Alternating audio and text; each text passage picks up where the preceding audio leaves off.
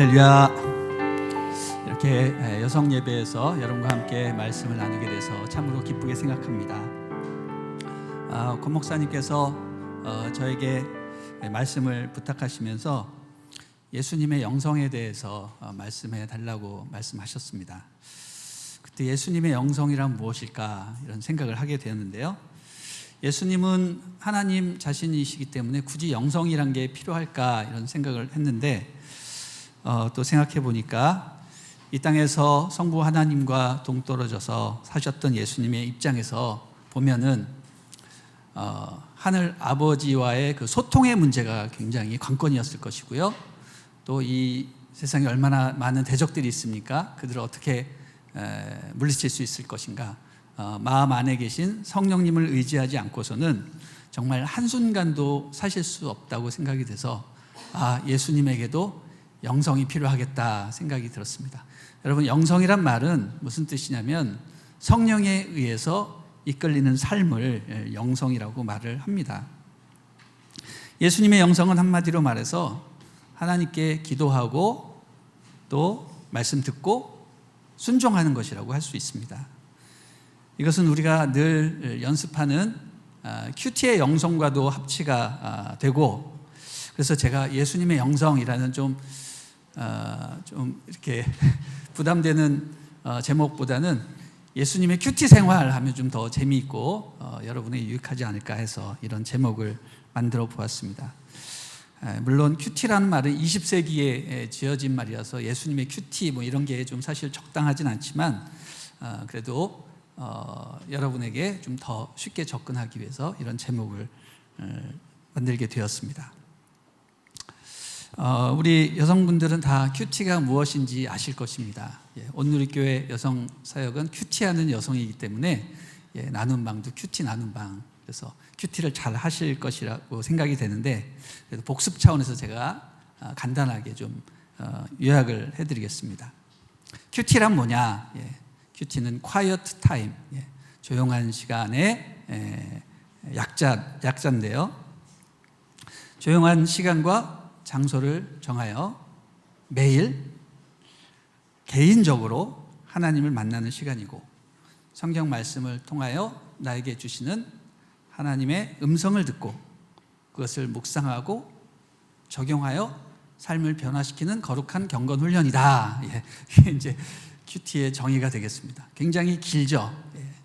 근데 정의랑 원래 짧아야 되는데 길지만 이 말씀을, 이 정의를 이렇게 생각해 보면 이 안에 큐티에 대한 모든 것이 다 녹아 있다고 말할 수가 있습니다. 첫 번째로 큐티는 조용한 장소와 시간을 정하는 것으로 시작을 합니다. 왜 그렇습니까? 시끄럽고 분주한 가운데서는 결코 세미한 음성으로 들려오는 하나님의 음성을 들을 수 없기 때문입니다. 그럼 언제 어디가 최적의 장소이냐? 큐티는 아침에도 해도 되고 점심에도 해도 되고 저녁에도 할 수가 있습니다. 그러나 저는 강력하게 여러분에게 추천하기를 아침, 특별히 출근하기 전, 직장에 가기 전 새벽에 하는 것이 제일 좋다라고 말씀드리고 싶습니다. 왜냐하면 이 새벽은 사람들을 만나기 전이고 또 일과가 시작되기 전이기 때문입니다. 최적의 장소는 어디냐? 조용하고 방해받지 않고 내가 가장 익숙한 곳, 그것은 바로 자기 책상 또는 우리 여성분들은 식탁, 그리고 여러분들이 늘 기도하는 그 기도방에서 큐티를 하시면 좋습니다. 장소에 대한 어떤 절대적인 규칙이 있지는 않지만 매일 여러분이 편하게 접근할 수 있는 시간과 장소를 선택하면 됩니다. 큐티는 또 뭡니까? 매일 해야 되는 거죠. 매일 해야 일상성이 확보가 되는 것입니다. 건강한 식습관이 사람을 건강하게 만드는 것처럼 우리가 매일 일정량의 말씀을 정기적으로 꾸준히 묵상을 하면 우리 영혼이 건강해집니다. 큐티를 너무 오래 하면 길게 못합니다. 금방 지루해지기 쉽고요. 그렇다고 너무 짧게 하면 집중력이 떨어져서 깊이 들어가기가 어렵습니다. 그래서 적절하게 하루에 30분 정도 하시면 좋을 것 같습니다. 매일 꾸준히 하기 위한 최적의 방법은 바로 큐티 잡지, 생명의 삶 같은 그런 큐티 잡지를 이용을 하는 것입니다. 우리가 갖고 있는 생명의 삶은요, 매일 적당한 양의 본문을 꾸준히 읽을 수 있고, 또 그 본문에 해당되는 다양한 번역본이라든지 해설, 읽을거리, 기도 제목도 다 나와 있습니다. 그리고 큐티책을 5년을 하게 되면요, 성경 전체를 다 이렇게 보게 됩니다. 그래서 장기간 큐티하려면 큐티 잡지를 사용하라라고 말씀드리고 싶습니다. 큐티는 하나님의 말씀을 보는 것이지만 설교나 성경 공부하는 차원이 다른 것입니다. 설교는 뭐죠? 목회자가 수많은 성도들에게 일방적으로, 집단적으로 선포하는 말씀입니다. 굉장히 교훈적이고 그러죠. 그러나 그것은 대중적이지 개인적이지는 않다라는 것이죠. 또 성경 공부는 지식적이고 정보적인 측면은 있지만 큐티는 개인적이고 인격적으로 하나님의 음성을 듣는 것이기 때문에 다른 것이죠. 그래서 큐티는 신학적인 소양이나 성경에 대한 지식이 없어도 할 수가 있는 것입니다. 큐티의 목적은 성경 본문의 해석이라든지 어떤 지식의 습득이 아닌 오늘 내가 살아가는데 필요한 하나님의 음성을 개인적으로, 인격적으로 듣고 주님을 만나는 것입니다. 그렇기 때문에 가장 필요한 태도는 뭐냐면 하나님의 말씀을 사모하고 그것을 듣고 순종하는 태도. 이게 가장 중요한 마음가짐이다라고 말씀드릴 수 있습니다. 자, 이런 태도를 가지고 본격적으로 이제 하나님의 말씀을 이제 읽기 시작을 해야 되는데 몇 번 읽어야 될까요? 네, 가능하면 많이 읽으면 좋습니다. 한 10번 정도 읽으시면 좋습니다. 많이 읽으면서 본문의 내용을 파악하고 이 내가 읽은 본문의 주제와 어떤 강조점이 무엇인지 찾아보는 겁니다. 본문을 읽을 때 반드시 해야 할 과정인데 그게 뭐냐면 바로 내 마음에 와닿는 말씀 찾기입니다. 말씀을 읽으면서 내 마음에 와닿는 말씀, 또 의문이 생기는 말씀, 느껴지는 말씀, 깨달아지는 말씀들이 있을 것입니다. 그럼 그 말씀들을 그냥 지나치면 안 되고요, 여러분 손에 쥐고 있는 연필로 반드시 체크를 하셔야 됩니다. 이 체크를 한다는 것은 뭐냐면 하나님의 말씀이 길가에 떨어진 것처럼 방치하는 것이 아니라 그 말씀을 옳거니 내 것이야 라고 챙기는 것입니다. 내 마음밭에 그것을 심는 행위가 되는 것이죠. 그래서 내 마음밭에 뿌려주시는 그 말씀의 씨앗을 마음밭에 심어서 농부가 농사짓듯이 그 씨앗을 발화시키는 것입니다. 그 씨앗을 발화시키는 게 바로 뭐냐? 묵상이다라는 것입니다. 묵상이라는 것은 말씀을 곱씹어 음미하는 것을 말하는데요, 본문 전체를 묵상하는 것이 아니라 여러분이 읽으면서 발견한 하나님의 말씀의 씨앗을 묵상하는 겁니다. 다시 말해 그 씨앗에 양분을 주는 것이죠. 여러분이 갖고 있는 모든 지식과 기억과 모든 문학성, 예술혼을 다 총동원해가지고 그 말씀의 씨앗을 발화시키고 자라나게 하는, 그게 묵상이에요. 마치 하나의 처음에는 씨앗과 같은 그런 생각이었지만 그 생각이 생각의 나무에서 가지가 막 해요. 생각의 나무가 이렇게 만들어지는 것처럼 여러분이 이 말씀에 하나님께서 던져주신 말씀의 씨앗을 여러분이 그것을 키워내는 겁니다. 그래서 성령의 열매를 맺게 하는 것이죠. 제가 해보니까 제일 좋은 방법은 뭐냐면 말씀을 묵상한 이후에 그 말씀에 묵상한 내용을 가지고 하나의 경구를 하나 만들어내는 것입니다. 여러분의 문학성과 예술론을 총동원해가지고 경구를 만들어내는 것이죠. 제가 이제 큐티하면서 아직도 늘 기억에 남는 몇 가지 경구를 좀 소개를 해드리겠습니다. 제가 어떤 말씀을 큐티하면서 이런 경구를 만들었습니다. 목회자가 추구해야 될 것은 성공이 아니라 성숙이다. 늦어도 괜찮아. 또는 묵상은 생각하는 것이 아니라 사랑하는 것이다. 뭐 이런 거. 이런 걸 이렇게 만들어 놓으면요, 기억이 계속 오래 남아요. 그리고 우리 삶에 적절할 때 적용을 할 수 있게 되는 것입니다. 이제 묵상한 것을 가지고 삶에 적용을 해야 되고 실천을 해야 되는데 이게 가장 어렵습니다. 묵상보다 적용이 사실 더 어려운 것이죠. 그런데 여러분, 적용은요, 묵상의 자연스러운 결과이지 억지로 그것을 짜내서 만들려고 하면 이상해지는 겁니다. 그래서 우리는 이렇게 얘기를 하죠. 적용의 노예가 되지 말자. 적용을 무리하게 하면 어떤 현상이 벌어집니까? 그 적용이요, 구체적이지 않고 추상적이고 관념적이 돼요. 적용을 잘못하면 나한테 적용하는 게 아니라 다른 사람에게 적용해서 율법주의자가 되기가 쉽다라는 것입니다. 그래서 여러분, 적용을 해야 되는 그런 부담감으로부터 자유할 필요가 있습니다. 여러분, 왜 우리가 적용을 해야 되죠? 순모임에서 나눠야 되니까. 순장이 시키니까 말을 해야 되잖아요. 근데 적용한 거 없으면 안 되잖아요. 그래서 이제 뭐 억지로 적용하기도 하는데, 억지로 나온 적용을 계속 하다 보면 결과가 순모임의 질이 하락됩니다. 그 깊은 영성이 희석돼 버려요. 그래서 적용이 없으면 그냥 이번에 제가 적용을 못했습니다, 제가 듣도록 하겠습니다 하면서 패스 하실 필요도 있는 것 같습니다. 적용은 자연스럽게 될 때 그 적용의 열매를 누려라 라는 것입니다. 자, 여기까지 큐티에 대한 간단한 복습을 했는데, 알보다 크신가요? 알보다 작으신가요? 알만하시죠? 할렐루야. 네. 제가 알만하게 잘 말씀을 드렸습니다. 자, 그럼 본론으로 들어가서 우리 예수님께서 어떻게 큐티하셨을까 흥미진진한 주제를 가지고 생각해 보기로 하겠습니다. 먼저 우리 주님께서는 큐티하실 때 제일 처음 뭐 하셨을까요? 조용한 시간과 장소를 선택하셨습니다. 자, 마가복음 1장 35절 읽어보겠습니다. 시작. 새벽 아직도 밝기 전에 예수께서 일어나 나가 한적한 곳으로 가사 거기서 기도하시더니. 자, 우리 주님은 제가 아까 말씀드린 대로 언제 큐티하기를 좋아하셨어요? 새벽, 오히려 미명에. 어디서?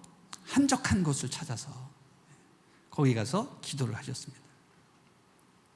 우리 주님은 새벽에 큐티하시고 만족하신 것이 아니라 언제도 하셨습니까? 밤에도 하셨습니다. 저녁에 사람들을 다 물리시고 조용히 하나님과 밤하늘에 빛나는 별을 보며 주님과 교제하시는 것을 보게 됩니다. 우리 마태복음 14장 22절 23절 읽어보겠습니다. 시작. 예수께서 즉시 제자들을 재촉하사 자기가 무리를 보내는 동안에 배를 타고 앞서 건너편으로 가게 하시고 무리를 보내신 후에 기도하러 따로 산에 올라가시니라. 저물매 거기 혼자 계시더니. 자, 예수님은 수많은 사람들의 영향력에서 벗어나 하나님과 독대할 수 있는 조용한 시간과 장소를 선택하셨습니다. 때는 깊은 밤, 장소는 산입니다. 여러분, 산에 그 밤에 얼마나 무서웠겠어요. 제가 예전에 예수님처럼 한번 저도 야밤에 혼자 산에 올라가서 기도하러 갔다가 제가 무서워서 죽는 줄 알았습니다. 진짜 다리를 오돌오돌 떨면서 무서워서 나사렛 예수 그리스도 이름으로 사탄아 물러가라면서 내려왔어요. 제가 아무나 하는 게 아니더라고요. 너무너무 무섭습니다. 근데 예수님은 안 무서우셨어요. 왜 안 무서우셨을까요? 예수님이 하나님이셨기 때문일까요? 아닙니다. 예수님은 고독을 즐기셨기 때문에. 고독한 사람은 혼자 있고 싶어 하지 여럿이 있고 싶어 하지 않습니다. 그래서 산이 편하신 것입니다. 산에 여러 가지 악기가 있어도 상관하지 않습니다. 왜냐하면 하나님과 깊이 있는 교제를 했기 때문에 주변이 아무 문제가 되지 않는 것이었죠. 이처럼 예수님은 아침이나 저녁, 산이나 광야를 불문하고 어디서나 규칙적으로 하나님을 만나는 시간을 가지셨던 것입니다. 자, 그러면 예수님은 이제 어떻게 큐티를 하셨을까요? 그것은 산상수훈의 말씀을 보면 우리 예수님께서 어떤 관점에서 어떻게 큐티하셨는지를 우리가 살펴보게 됩니다. 우리 마태복음 6장 26절, 28절 한번 읽어보겠습니다. 시작. 공중의 새를 보라. 심지도 않고 거두지도 않고 창고에 모아들이지도 아니하되 너희 하늘 아버지께서 기르시나니 너희는 이것들보다 귀하지 아니하냐. 또 읽어보겠습니다. 또 너희가 어찌 의복을 위하여 염려하느냐. 들의 백합화가 어떻게 자라는가 생각하여 보라. 수고도 아니하고 길쌈도 아니하느니라. 아멘.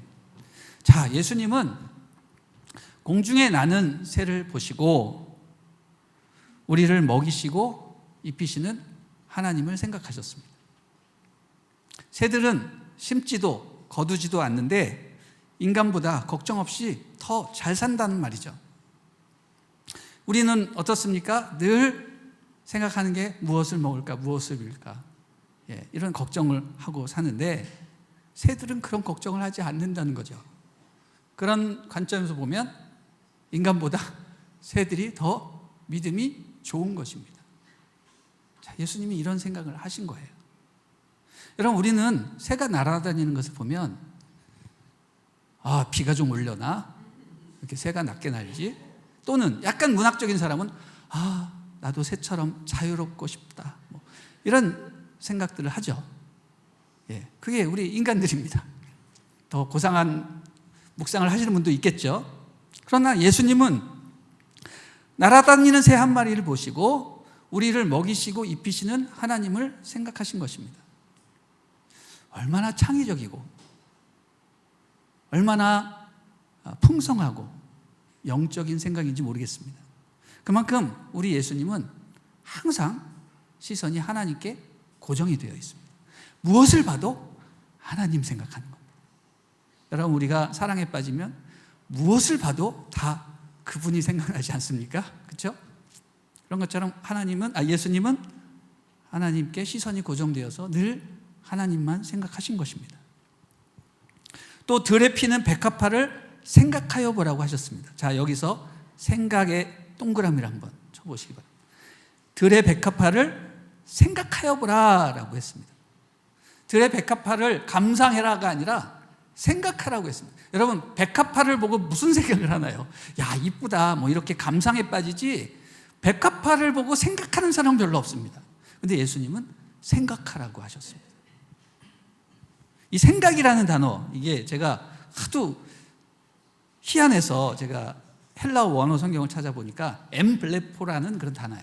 블레포가 보다라는 뜻이거든요. M이라는 앞에 접두어가 붙어서 안을 들여다보다, 이런 뜻으로 직역할 수가 있습니다. 자세히 들여다보다, 생각하다, 숙고하다. 이게 바로 묵상이라는 뜻입니다. 묵상. 자세히 생각해보고 음미하고 들여다보는 것. 사물을 볼 때 그냥 보지 말라는 거예요. 생각하는, 뭘? 하나님을 생각하고 하나님과 어떤 관련이 있을까라는 것을 꾸준히 깊이 묵상해보라는 것입니다. 그러면 거기서 놀라운 진리가 발견된다라는 것이죠. 자, 그런 것을 우리는 자연 묵상이라고 합니다. 자연을 통해서 하나님의 섭리를 깨닫는 것. 나중에 시간이 되면 이 자연 묵상에 대해서 더 드리고 싶은 말씀인데 시간상 제가 말씀을 못 드리겠고요. 이처럼 우리 예수님은 자연 만물을 보고 늘 하나님과 관련지어 생각을 하셨던 것입니다. 여러분, 백합화를 보고 누가 솔로몬의 영광과 비교하여 말을 하겠습니까? 믿음의 눈으로 보면 솔로몬이 입은 옷보다 길가에 있는 백합화가 더 자연스럽고 더 아름다운 것입니다. 손때 묻지 않은 순수한 자연의 아름다움이 그 안에 있는 것이죠. 솔로몬의 입은 옷은 뭐예요? 인위적이고 사람이 만든 것이고 일부러 감동을 주고 영광을 주기 위해서 한 것이지만 이 백합화는 그냥 본연의 모습으로 하나님의 영광을 드러내고 있다는 것이죠. 그래서 결론이 뭐예요? 예수님 끄집어내시고자 하는 결론이 뭐냐면 오늘 있다가 내일 아궁이에 던져지는 이 들풀조차도 하나님이 이렇게 입히시거든 하물며 너희일까 보냐 이 믿음이 적은 자들아. 이게 예수님이 하시고 싶은 말씀이었어요. 그래서 결론적으로 무슨 얘기를 하십니까? 그런즉 너희는 먼저 그의 나라와 그의 일을 구하라. 그리하면 이 모든 것을 너희에게 더하시리라. 이렇게 결론 지어지는 것입니다. 자, 이게 다 예수님이 큐티하신 내용들인 거예요. 머릿속에 이런 생각들이 들어있는 거예요. 예수님 마음에는. 자, 한 구절 더 보도록 하겠습니다. 마태복음 5장 21절부터 24절 말씀은 예수님의 평소 큐티 습관이 그대로 녹아있는 본문이라고 할 수 있습니다. 같이 읽어주세요. 시작. 옛사람이 말한 바 살인하지 말라. 누구든지 살인하면 심판을 받게 되리라 하였다는 것을 너희가 들었으나 나는 너희에게 이르노니 형제에게 노하는 자마다 심판을 받게 되고 형제를 대하여 라가라 하는 자는 공회에 잡혀가게 되고 미련한 놈이라 하는 자는 지옥불에 들어가게 되리라. 그러므로 예물을 제단에 드리려다가 거기서 내 형제에게 원망 들을 만한 일이 있는 것이 생각나거든 예물을 제단 앞에 두고 먼저 가서 형제와 화목하고 그 후에 와서 예물을 드리라. 아멘. 자, 이 본문을 통해서 우리 예수님은 말씀을 묵상할 때 결코 피상적이고 문자적으로 큐티하지 않으셨다는 것을 알게 됩니다. 성경을 보면 계명에는 뭐라고 적혀 있어요? 살인하지 말라 이렇게 적혀 있습니다. 우리는 살인하지 말라 한 구절이 딱 있으면 이거 큐티 어떻게 합니까? 너무 힘든 큐티죠. 한 단어를 도대체 어떻게 큐티를 해요? 살인하지 않으면 되잖아. 나 살인자 아니야. 그런 생각밖에 안 든단 말이에요. 좀 더 한 걸음 나아가면 살인한 사람이 생각나는 거죠, 주변에. 그럼 그 사람 어떻게 합니까? 정죄하게 되는 거예요. 그게 우리의 큐티예요. 우리의 실상이에요. 살인하지 말아야지. 살인하면 나쁜 놈이지. 정죄를 받게 되지. 이런 얘기, 이런 생각들입니다. 근데 예수님은 뭐라고 말씀하십니까? 너희가 성경을 읽을 때 살인하지 말라라는 것을 너희는 읽지만 예수님이 재해석하시죠. 나는 너희에게 이르노니 형제에게 노하는 자마다 심판을 받게 되고 형제를 대하여 라가라 하는 자는 공회에 잡혀가게 되고 미련한 놈이라 하는 자는 지옥불에 들어가게 되리라.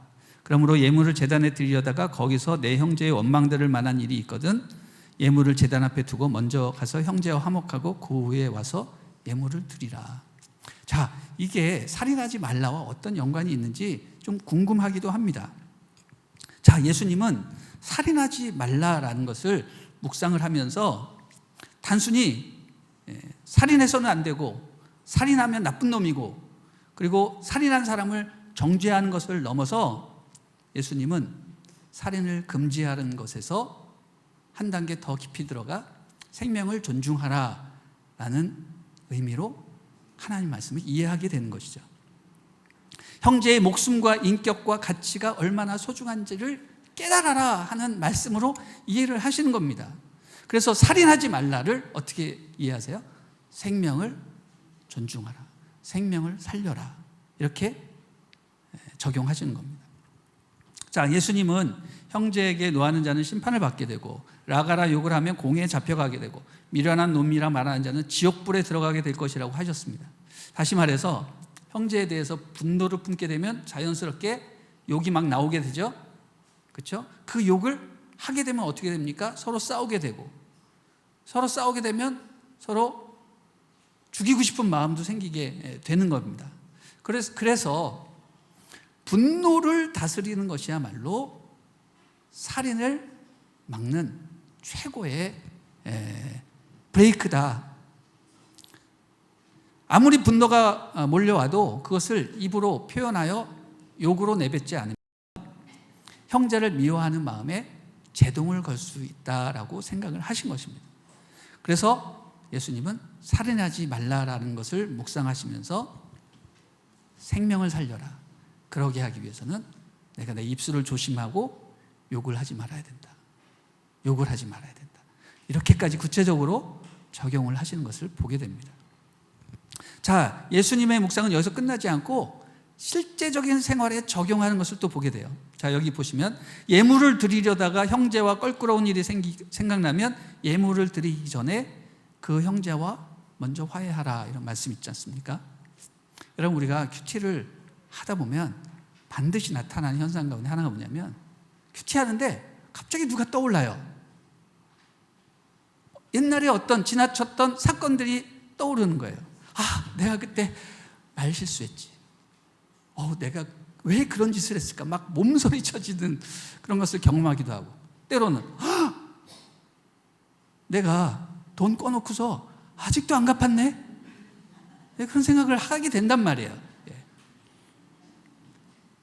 그러면 어떻게 하라고요? 예수님 말씀 들으라면 큐티를 하지 말고 그 자리에서 전화를 하거나 편지를 쓰거나 연락을 취해서 그 형제와 관계를 회복하라고 말씀하고 계십니다. 여러분, 이게 진짜 적용인 거예요. 이런 게 묵상하다가 뭐가 떠오르는 거, 이거 놓치면 안 되는 거예요. 예물을 드리는 것보다, 큐티하는 것보다 더 중요한 것은 잘못된 형제 관계를 회복시키는 것이다. 관계 회복이 더 중요한 것이다. 이렇게 말씀하십니다. 자, 예수님은 살인하지 말라 이 한 단어를 묵상하시면서 생명을 살려라, 욕하지 말자, 그리고 관계 회복이 제일 먼저다 라는 하나님의 마음을 읽어내고 계십니다. 자, 말씀을 읽다 보면 예수님은 정말 제대로 큐티를 하고 계시다는 생각을 많이 하게 되는데, 특별히 이제 제가 여러분에게 소개하고 싶은 그 본문은 요한복음 8장, 간음하다 현장에서 잡힌 여인을 대하시는 예수님의 모습에서 발견하게 됩니다. 자, 요한복음 8장 1절부터 11절을 제가 우리말 성경이 아닌 개역 개정으로 읽어볼 테니까 같이 한번 읽어보도록 하겠습니다. 제가 한 절 읽고 여러분이 한 절 읽고 하겠습니다. 예수는 감람산으로 가시니라. 아침에 다시 성전으로 들어오시니 백성이 다 나아오는지라 앉으사 그들을 가르치시더니 서기관들과 바리새인들이 음행 중에 잡힌 여자를 끌고 와서 가운데 세우고 예수께 말하되 선생이여, 이 여자가 간음하다가 현장에서 잡혔나이다. 모세는 율법에 이러한 여자를 돌로 치라 명하였거니와 선생은 어떻게 말하겠나이까? 그들이 이렇게 말하면 고발할 조건을 얻고자 하여 예수를 시험함이로라. 예수께서 몸을 굽히사 손가락으로 땅에 쓰시니 그들이 묻기를 맞이 아니하는지라. 이에 일어나 이르시되 너희 중에 죄 없는 자가 먼저 돌로 치라 하시고 다시 몸을 굽혀 손가락에 땅에 쓰시니 그들이 이 말씀을 듣고 양심의 가책을 느껴 어른으로 시작하여 젊은이까지 하나씩 하나씩 나가고 오직 예수와 그 가운데 섰는 여자만 남았더라. 예수께서 일어나사 여자 외에 아무도 없는 것을 보시고 이르시되 여자여, 너를 고발하던 그들이 어디 있느냐? 너를 정죄한 자가 없느냐? 같이 읽겠습니다. 대답하되 주여 없나이다. 예수께서 이르시되 나도 너를 정죄하지 아니하노니 가서 다시는 죄를 범하지 말라 하시니라. 아멘. 자, 1절 말씀 보면 예수님은 감람산으로 가시니라 이렇게 기록을 하고 있습니다. 갑자기 뜬금없이 예수님은 감람산으로 가시니라 이렇게 되어 있죠. 왜 감람산으로 가셨을까요? 하나님 만나러 기도하러 가신 것이죠. 감람산은 예수님이 습관적으로 하나님을 만나고 기도하러 가시기 위해 찾으신 곳입니다. 다시 말해서 말씀으로 재충전받기 위해서, 큐티로 말하자면 조용한 시간과 장소를 찾는 바로 그곳이 어디냐면 감람산이라는 것입니다. 여러분, 감람산은요 어디냐면 예수님께서 십자가에 못 박히시기 전에 땀방울이 핏방울이 될 정도로 기도하셨던 겟세마네 동산이 바로 감람산에 있는 것입니다. 바로 이곳이 주님의 큐티 장소였고요, 마지막 날 가장 힘들고 어려운 시간을 기도로 이겨내신 장소입니다. 여러분, 예수님이 매일 묵상하고 기도하던 큐티 장소가 인생 최후의 순간, 가장 힘들고 가장 어려운 시간을 이겨낼 수 있게 하는 그런 근원적인 장소로 사용이 되었습니다. 그렇기 때문에 우리가 매일 편하게 들락날락하는 그 큐티 장소, 조용한 시간과 장소가 나중에 어떻게 됩니까? 우리의 환난 날에 우리를 새롭게 소생시킬 수 있는 그런 영적인 장소가 된다는 것입니다. 여러분, 그런 장소는 하루아침에 만들어지지 않습니다. 여러분이 매일 꾸준히 그 자리를 지킬 때 그 장소가 영적인 성소가 되는 것이죠. 그래서 그곳에 가기만 하면 여러분의 마음은 편해지고 하나님의 임재가 느껴지게 되어야 합니다. 기도가 쌓이고 묵상이 깊어지면 그것은 여러분만의 겟세마네 동산이 되는 것이고, 인생의 환난 날에 하나님이 그곳에서 여러분을 만나주시고 여러분이 그 모든 것들을 이겨내시는 축복이 임하게 될 것입니다. 할렐루야. 자, 2절 말씀 보겠습니다. 2절. 아침에 다시 성전으로 들어오시니 백성이 다 나아오는지라 앉으사 그들을 가르치시더니. 자, 예수님은 이미 새벽에 겟세마네 동산에서 큐티를 다 마치시고 이제 본격적으로 직장, 즉 성전으로 출근을 하십니다. 아침에 다시 성전으로 들어오셨어요. 큐티를 끝내고 새로운 아침을 시작하는 것입니다. 그랬더니 수많은 백성들이 몰려오고 복잡하고 정신없는 일상이 시작이 되는 것이죠. 여러분, 6시에 큐티하고 7시에 다 애들 보내고 남편 출근시키고 9시에 직장에 딱 가면 가자마자 막 전화 오고 막 난리 나죠. 그런 거예요. 그런 것을 지금 그리고 있는 것입니다. 저는 여러분이 이런 복잡한 일상을 맞이하기 전에 이미 큐티로 하루를 끝내버리시기를 축복합니다. 큐티로 이미 하루의 그 영적인 것들을 완전히 끝내버리는 거예요. 그러면서 여러분 삶이 바뀌는 거예요. 삶이 바뀌어요. 예수님처럼 일찍 일어나셔 먼저 말씀으로 하루를 준비하고 시작하시면 여러분은 삶이 변화될 수밖에 없는 것입니다. 그럴 때 진정한 가르침과 사역을 시작할 수 있는 것이죠. 자, 3절 말씀 또 보겠습니다. 3절 시작. 서기관들과 바리새인들이 음행 중에 잡힌 여자를 끌고 와서 가운데 세우고. 자, 수많은 사람들이 예수님께로 왔다고 했는데 그 중에 누가 끼어 있어요? 서기관들과 바리새인들이 예수께 와서 시험을 했다고 합니다. 여러분, 일상을 시작하면 수많은 사람들을 우리가 만나게 되는데 놀라운 사실은 그 수많은 사람들 가운데 마귀가 껴있다라는 것입니다.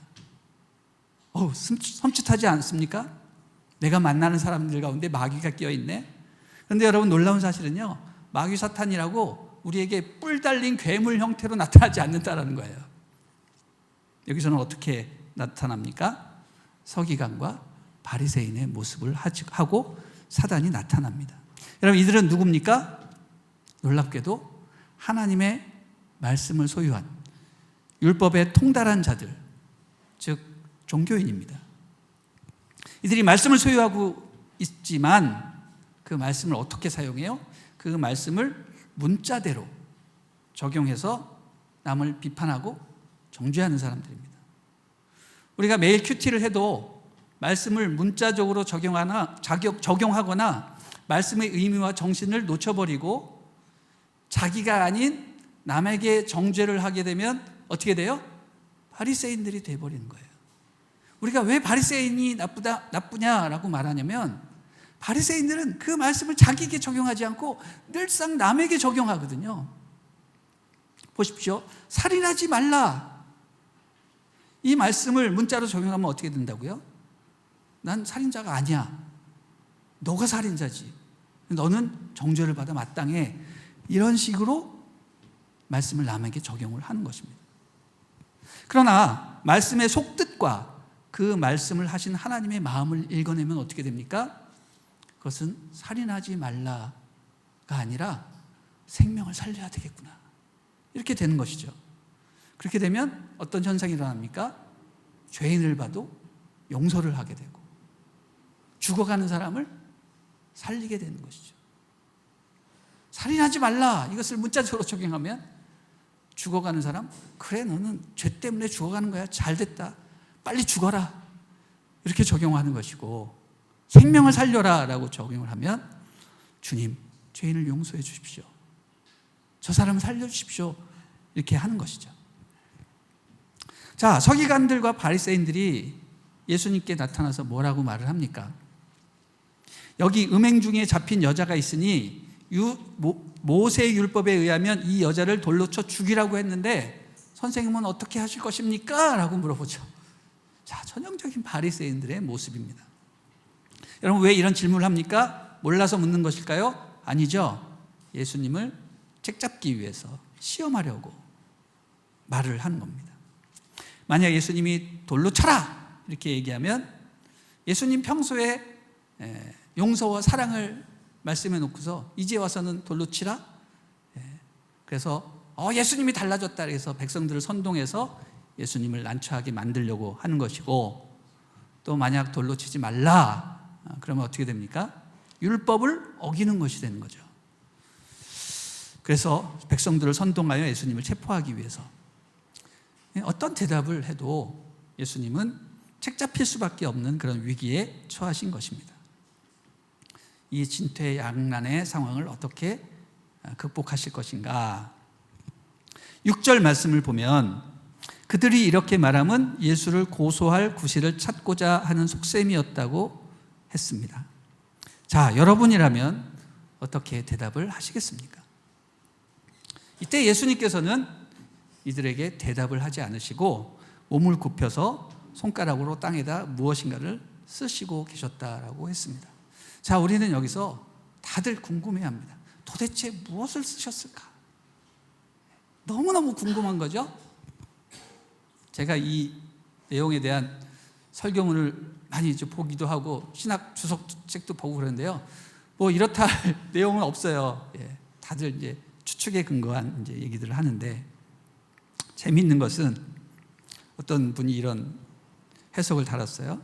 예수님이 그 땅에다가 주변에 있는 사람들의 이름을 다 쓰셨대요. 사람들이 그것을 보고 기겁해가지고 놀라서 다 도망갔다라는 그런 얘기를 쓰셨습니다. 코미디인지 아니면 진지한 건지 잘 모르겠는데 그런 사람도 있고요.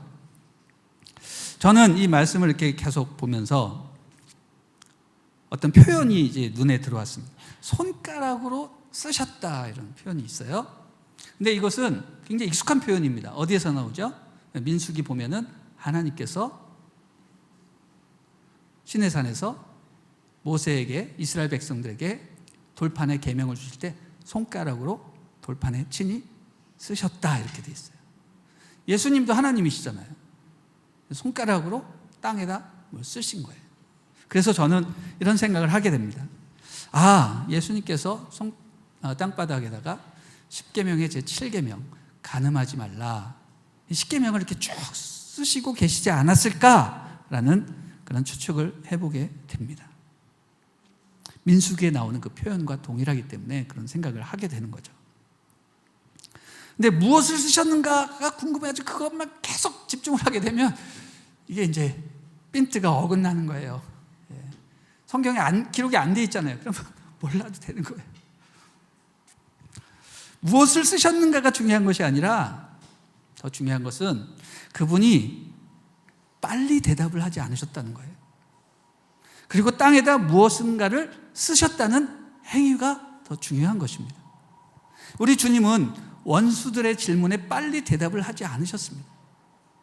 오히려 뭔가를 쓰시면서 어떻게 해요? 시간을 벌고 계십니다. 여러분, 그렇습니다. 살다 보면 우리가 지혜가 생기기 마련인데, 이 세상에 굳이 대답할 필요가 없는 질문이 너무 많은 것을 알게 돼요. 대답할 필요가 없어요. 근데 사람들이 자꾸 대답을 원해서 어쩔 수 없이 대답을 하는 경우, 낭패를 보는 경우가 많이 있는 것입니다. 질문이라고 다 대답할 필요가 없다. 이것입니다. 따라가겠습니다. 질문이라고 다 대답할 필요가 없다. 여러분, 그것만 잘 지켜도 여러분 성인의 대열에 오를 수 있게 되는 것입니다. 질문한다고 다 대답할 필요는 없습니다. 그럼 그냥 가만히 있으면 되느냐? 그게 아니죠. 대답하기 전에 반드시 기도하자. 하나님께 물어보자. 시간을 버는 이유는 난처해서 내가 어떻게 해야 되지? 그런 조급함 때문에 그런 것이 아니라 시간을 벌어서 뭘 하려고요? 하나님께 기도하고 하나님께 묻기 위해서 한 걸음 뒤로 물러가는 것이죠. 그럼 어떻게 됩니까? 놀랍게도 답이 보여요. 가까이서 있으면 안 보이는데 한 걸음 뒤로 가서 보면은 보일 때가 있는 것입니다. 우리 예수님은 어려운 상황에 처하시자 일단 시간을 벌으셨고 기도하셨습니다. 저는 그런 의미에서 예수님이 무엇을 쓰셨을까? 기도문을 쓰지 않으셨을까라는 생각도 해보게 됩니다. 그리고 한 걸음 뒤에서 문제를 이렇게 보셨습니다. 그랬더니 놀랍게도 문제의 본질이 보이는 거예요. 문제의 본질이. 여러분, 이런 지혜는 큐티하는 사람, 묵상하는 사람에게 나타나는 것입니다. 한 걸음 뒤로 물러나서 기도하면서 시간을 벌면 하나님께서 알려주십니다. 자, 예수님께서 뭔가를 쓰시면서 해결점을 찾았다는 사실을 생각해 보면 우리가 큐티할 때 큐티 노트에 뭔가 쓰는 거 되게 중요하다는 생각을 하게 됩니다. 참 의미 있는 행동이다. 그냥 끄적끄적 쓰는 것이라도 이건 의미 있는 거예요. 왜? 큐티할 때 그냥 아무 필기기도 없고 종이도 없고 그냥 성경 말씀 눈으로 보고 머리로만 생각하는 분이 있잖아요. 근데 그렇게 되면 아까도 말씀드린 것처럼 은혜가 와도 다 날아가요. 그걸 잡아야 되는 거예요. 기록을 해야 되고 체크를 해야 되는 겁니다. 한 손엔 성경을, 한 손엔 볼펜을 들고 자꾸 써야 되는 거예요. 여러분, 써야 기침에도 안 걸리십니다. 쓰셔야 돼요. 사람이 뭔가를 쓰면 풀립니다. 제가 설교를 자주 하잖아요. 설교를 하면 가끔씩 이제 굉장히 말씀이 어려워서 풀리지 않을 때가 있어요. 기도하고 그냥 노트북에서 이렇게 쓰면 풀리는 경우가 있습니다. 아, 쓰면 풀리는구나. 그래서 여러분 손으로 자꾸 써야 되는 겁니다. 그럼 하나님이 역사하실 수가 있습니다. 자, 7절 말씀 읽어보겠습니다. 시작. 그들이 묻기를 맞이 아니하는지라 이에 일어나 이르시되 너희 중에 죄 없는 자가 먼저 돌을 치라 하시고. 자, 사람들이 예수님이 땅에다 뭔가를 쓰시니까 뭘 하시나 해서 다들 조용했습니다. 잠시 침묵이 흘렀습니다. 그래도 사람이 이제 답답하니까 빨리 대답하라고 이제 보채니까 예수님이 일어나셔서 말씀을 하셨습니다. 놀라운 말씀입니다. 너희 중에 죄 없는 자가 먼저 돌로 쳐라. 와, 어떻게 이런 말씀을 하실 수 있을까? 우리 주님은 이러지도 못하고 저러지도 못하는 아주 어려운 상황에 처하셨지만 잠시 뒤로 물러나시고 시간을 벌으시고 하나님께 기도하니까 해답이 아니라 문제의 본질을 보시게 된 거예요. 너희 중에 죄 없는 자가 먼저 돌로 쳐라 라고 하는 것은 해답이라기보다는 예수님께서 자기 스스로가 죄인임에도 불구하고 자기의 죄는 깨닫지 못하고 남을 정죄하는 그런 사악한 그들의 마음을 읽으신 거예요. 야, 참 악하다 너희들. 이게 먼저 딱 드신 거예요. 그래서 너희 가운데 죄 없는 자가 먼저 돌로 쳐봐라 라고 하신 것이죠. 여러분, 이게 얼마나 통쾌하고 멋진 대답입니까? 그렇게 말씀하시고 사람들을 눈으로 불아리신 것이 아니라 그렇게 선포하시고 마저 몸을 굽혀서 손가락으로 땅에 쓰셨습니다. 8절 말씀 읽어보겠습니다. 시작. 다시 몸을 굽혀 손가락으로 땅에 쓰셨다. 뭘 쓰셨을까요? 모릅니다. 그러나 저는 10계명 아직 남았기 때문에 7계명 딱 쓴 다음에 선포하고 나머지 8, 9, 10계명 쓰신 것이 아닌가, 이런 저는 개인적인 생각을 해봅니다. 자, 9절 읽어주세요. 시작. 그들이 이 말씀을 듣고 양심의 가책을 느껴 어른으로 시작하여 젊은이까지 하나씩 나가고 오직 예수와 그 가운데 서는 여자만 남았더라. 자, 예수님의 말씀이 끝나니까 사람들이 하나둘씩 그 자리를 떠나기 시작합니다. 손에 쥐고 있던 돌들이 힘없이 떨어지기 시작합니다. 그리고 어른부터 젊은이들까지 모두 양심의 가책을 느끼며 그 자리를 떠나갔다고 했습니다. 여러분, 여기서 양심의 가책이란 단어, 이것도 밑줄을 쳐야 됩니다. 양심의 가책이라. 별표도 몇 개 막 하셔야 됩니다. 이 단어가 제 마음에 꽉 꽂혀버렸습니다. 이 양심의 가책이란 단어, 이게 바로 큐티의 본질이다라는 거예요. 큐티의 본질. 여러분, 큐티는 한마디로 사람의 양심의 가책을 느끼게 하는 겁니다. 그래서 스스로 회개하게 하는 겁니다. 이게 큐티의 능력입니다. 하나님의 말씀은 이처럼 양심의 가책을 느끼게 하는데, 서기관들과 바리새인들처럼 하나님의 말씀을 표면적으로, 피상적으로 그렇게 읽게 되면 양심의 가책을 못 느껴요. 왜냐하면 그것으로 남을 정죄하기 때문에.